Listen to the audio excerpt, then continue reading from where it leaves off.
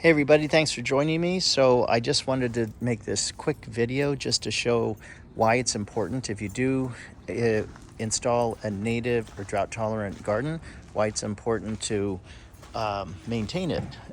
First of all, the thing you want to look at is you want to make sure that it always has, you never want to leave empty soil.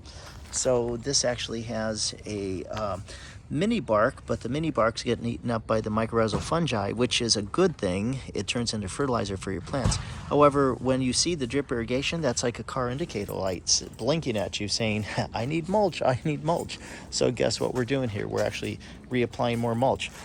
Over here, we opened up the irrigation lines and see that?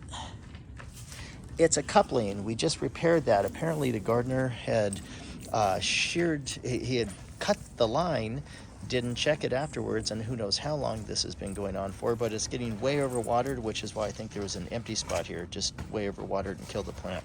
So we repaired it.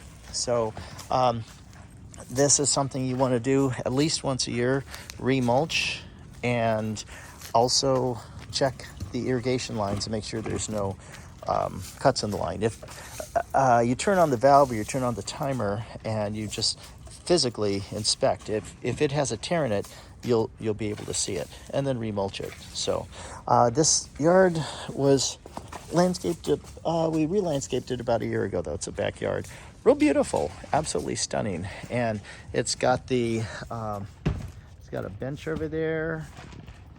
It's got some pathways, but everything needs maintenance.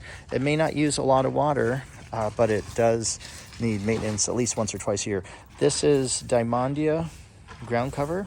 It's beautiful. That has overhead sprays. Everything else has drip irrigation, but absolutely stunning. Thanks for joining me. Take care.